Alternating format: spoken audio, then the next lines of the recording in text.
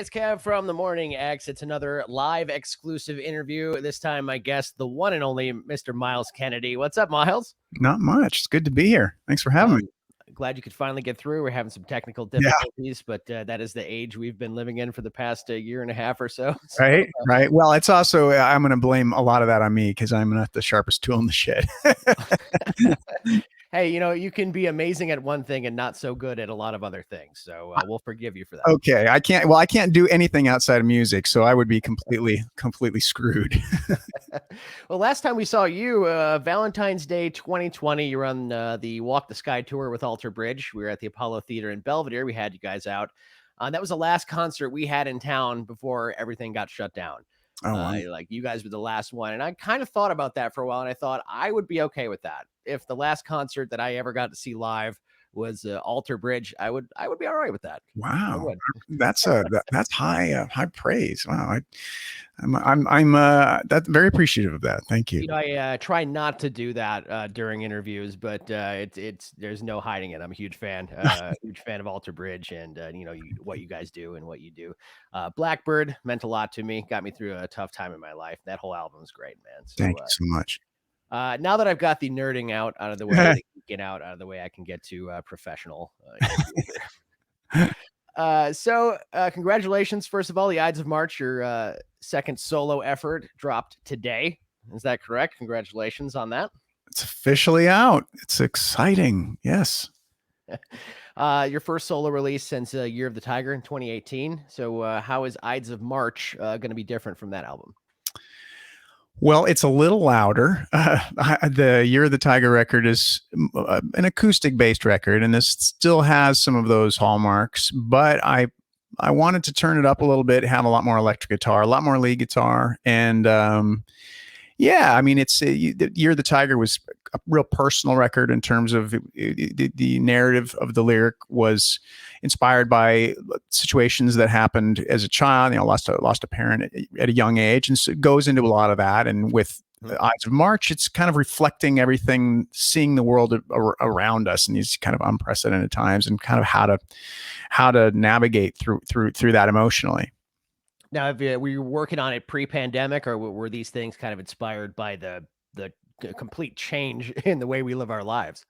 80% of the record was inspired by all of the paradigm shift, so to speak. There were two songs that were written a long time. They were actually, I'd had in what I keep referring to as the song refrigerator, where I have all these songs just kind of sit there, and I hope the shelf life doesn't expire. So there were two songs that felt appropriate for this record, but the majority of them, yeah, they were written between like March and June of 2020.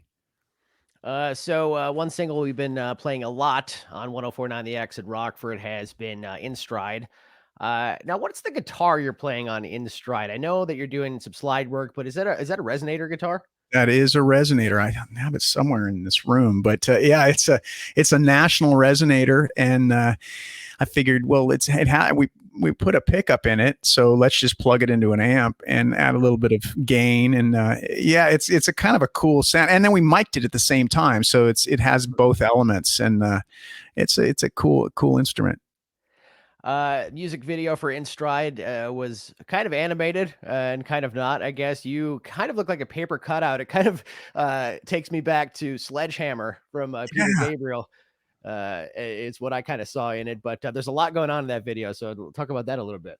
Yeah, that video, that was fun. I didn't think somebody else brought up the Sledgehammer thing, and it does have some of those visual hallmarks.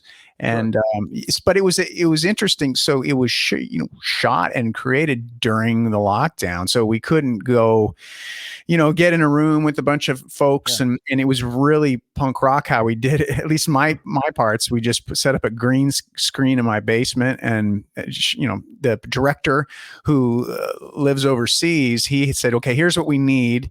I need you to act like you're doing this and look like you're on your phone and everything. Then he got the green screen footage and then built everything around it with his he's just an incredible animator. So yeah, when I saw the first cut of the video, I was pretty blown away, to say the least, at his vision. So it was cool.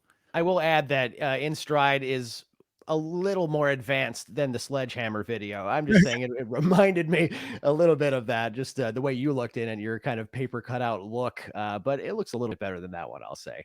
Well, Uh, I guess technology's moved ahead a little bit, but I will say that's one of my favorite video. That Sledgehammer and Peter Gabriel is like, uh, so.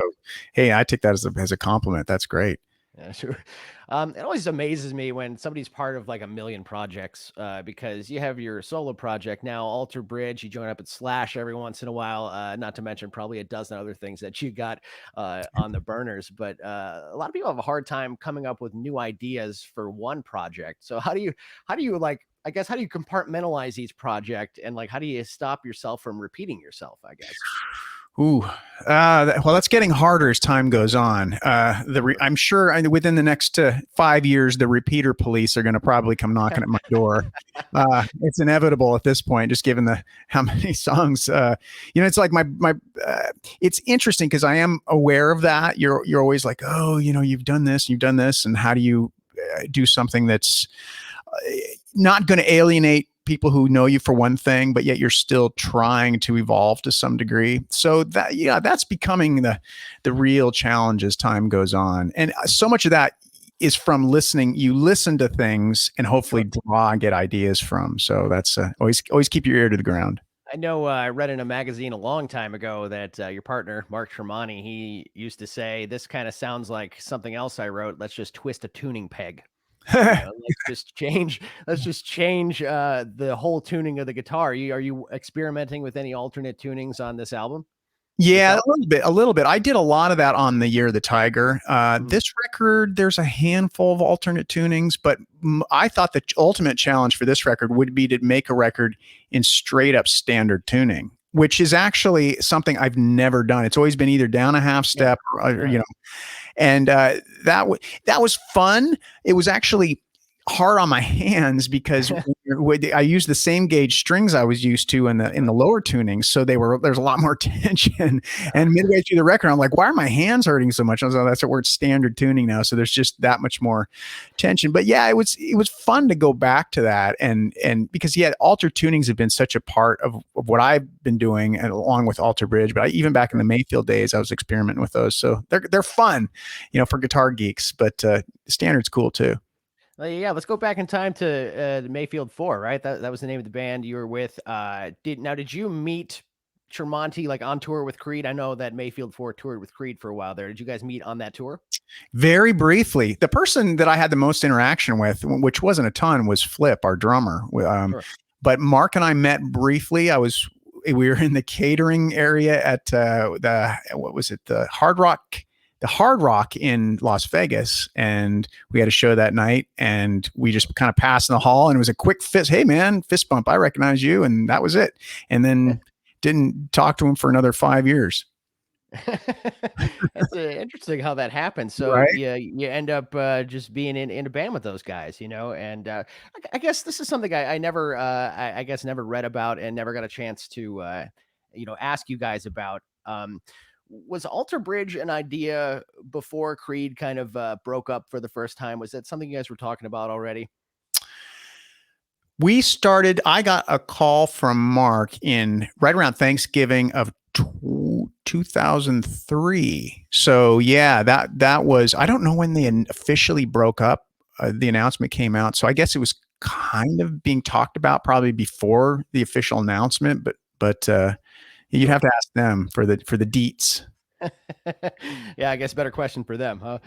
Uh, Okay, well, we're excited about your album, man. It's really cool. There's a lot of good stuff on the album. The title track, "The Ides of March," 7.5 minutes long, and it kind of takes you back to some of the epic tracks, like Blackbird, for example. Like it's an entire journey in one song. Did you know like that the song would grow into what it became when you started? Like, I mean, you have the skeletal bones of a song, but like, how do you know, like, okay, this is going to end up being 7, 8 minutes long? I had no idea. The song initially, it came to me. I was just waking up and kind of in a dream state, and I heard this melody. Well, just beyond the blue horizon, and I thought that's kind of cool. And I heard a chord progression, so I got up and documented it on my phone and put it aside. And when I came back and revisited, I thought, oh, this could be cool. So I just kept adding to it. And when some songs were written in like 2 hours, like there's a song called Right. Moonshot, knocked that out pretty quickly. But this song, as I was continuing to build on it, I thought this might be like the foundation of the record. So all in all, it took about 6 months till I finally found all the parts. Kind of like Blackbird. Blackbird was the same way. We chased that one down for, I want to say 8 months to a year before we finally settled on an arrangement. That was a really challenging song. So this was kind of in line with that. Yeah, it definitely, separates the boys from the men, when you start to break from the verse, solo, Right. chorus out, and you really have, you really kind of have like a peak, a bell curve there, it's Right. really cool. And you gotta have that big epic song on the album too, man, especially, with a voice like yours and your guitar playing, which by the way, I did talk to Tremonti last year, and every time I talk to him, he makes it a point to bring up your talent as a guitar player, not just as a vocalist. I think that's Wow. cool that I mean, him being who he is, to throw it to you and say, most of the creativity in Alter Bridge comes from Miles. Oh no, no, that's definitely not true. But he did, but I will say he's always been really cool that way. And he didn't know initially that I played that much guitar, even though I played Mayfield 4. I don't know if he knew that I liked to play lead and whatnot. So he was always the person that was kind of pushing that initially during the Blackbird era. He was the one that was like, why don't you, play more guitar, and that'd be cool. And we'd add like a different element to this. And so now as time has gone on, I've been the guy saying, hey man, because he always initially was like, oh, I can't sing. And I'm like, yes, you can. You got a great sounding instrument. So you're going to sing in this band. So it's the same. I was doing with him what he was doing with me with the guitar. I was doing with his Sure. vocals.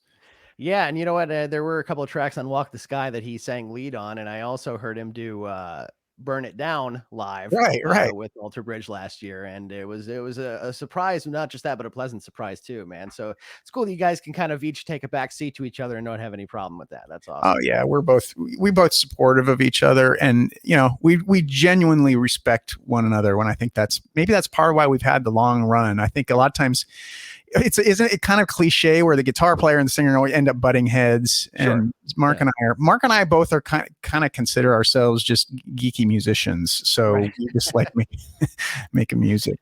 Yeah. So you're just about to go on the road for Ides of March. Have you played any dates yet or no?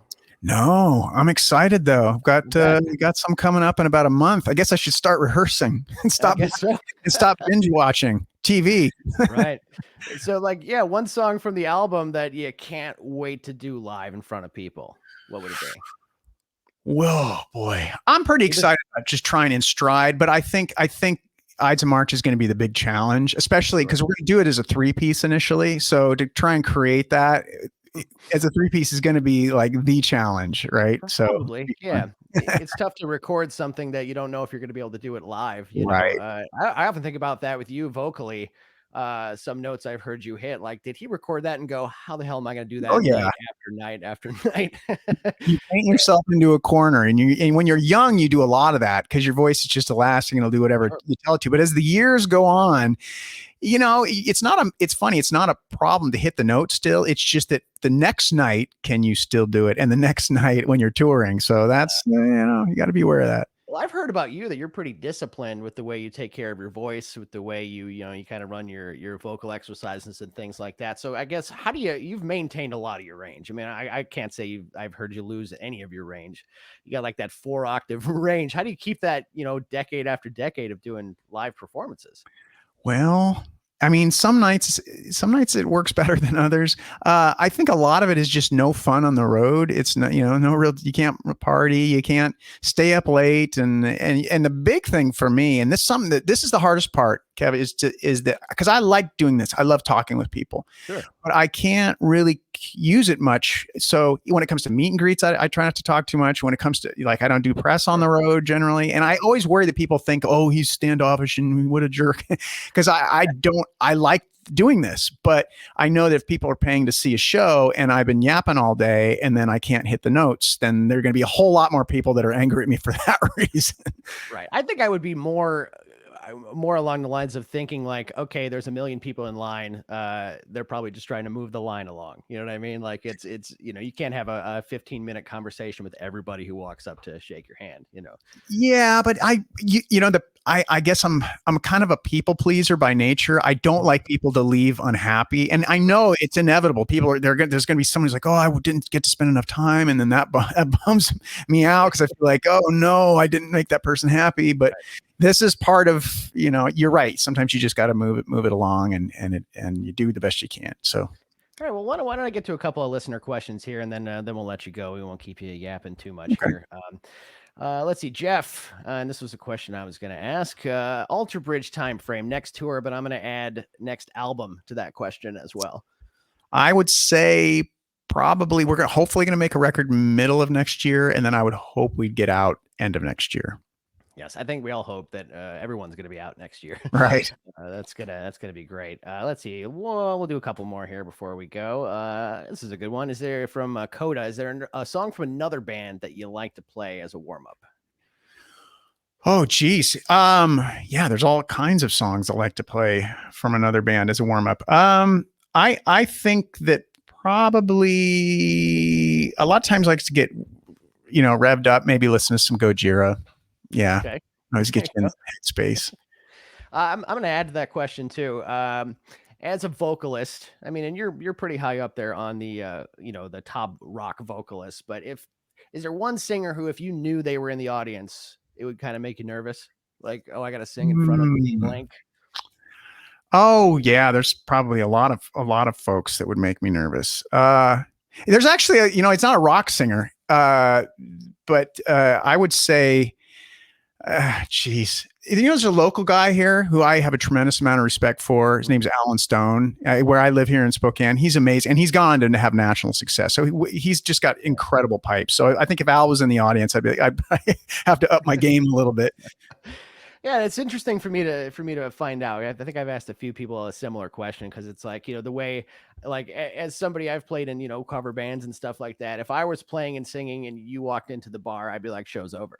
I'm not gonna sing another song because that guy's here. No, Like, we jam together. We'd have a great time. all right, well then you could sing the rest of the night then because I'll provide some backup if I try. But okay, how about this one? With Slash, the hardest GNR song to perform. For a while, we did long time ago, My Michelle, and that was way up there. That Yeah. required me to wear very tight underpants to try and hit those notes. You gotta get the anvil before the show and kinda Right, crank them in there for a right, little while, right, yeah. right. We got some, high praise here from, Carrie. Love the album. Cool. Thank you, Carrie. I know Carrie. And I love Myles Kennedy. Seen him a few years ago in Columbus, Ohio. Did a great show. Katrina saying hi. Thank you, Katrina. Thank you very much. I actually paid all these people to say these things. Checks in the mail.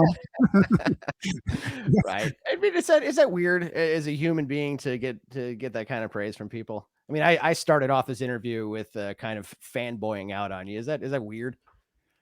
Um, no, no, it's actually, it means a lot. I appreciate that. I mean, it makes you feel like you're hopefully your music is affecting people, and that's the thing. You like, I've certainly expressed my appreciation for artists, and it's just so to hear they get past. It's kind of like, I don't know. It's an affirmation that lets you know that you're on the right track to hopefully you're doing the right thing. So you're singing with Slash. Do you get a lot of requests from people saying, "Hey, you want to do a song with me?"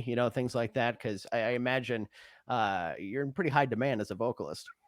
Occasionally the phone will ring and it'll be really, that'd be cool. I mean, I think it's always, when your peers reach out and ask you to be a part of something, it's flattering because these are people that you respect. And when they're like, I'm always like, really? Are you sure you got the right number? You're like, Yeah, I imagine so. It's got to be a good feeling, just to know that you're you do that for people. You got that thing, and that's awesome, man. And we got to thank you for your time here today, and you're kind enough to provide us with a live performance video, and we're gonna go ahead and run that video. But thanks for stopping by, chatting with us for a little while. Myles Kennedy, of course, the album, The Ides of March out today, wherever it is you get your music. You can hear it on Apple Music and several other platforms, MylesKennedy.com. Dude, thank you very much for joining us. I don't know what else to say. That's awesome. Oh man, I appreciate your time. Thanks, Kev. You have a great weekend. You too, and we'll be right back with a performance of In Stride from Myles Kennedy. So get ready for that and enjoy.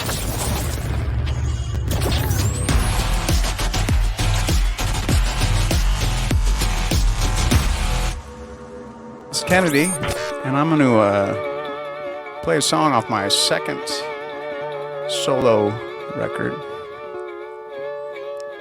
The Ides of March. This song is called In Stride.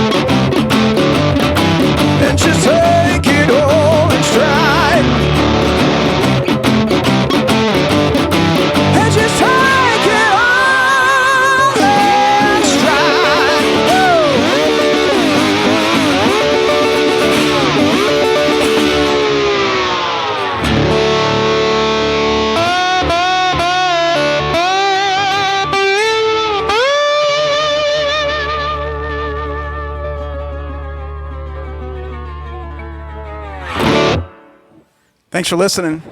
Yeah. And thanks to Myles Kennedy for sending us that video to play at the end of our interview here. If you missed any of our live interview before the song, you can always go back and watch it again in the replay of the video, which will be available on Facebook and, of course, at thexrockford.com. And thanks again to Myles Kennedy for jumping in with us today. And thank you as well. I'm going to do an awkward out for this, bro.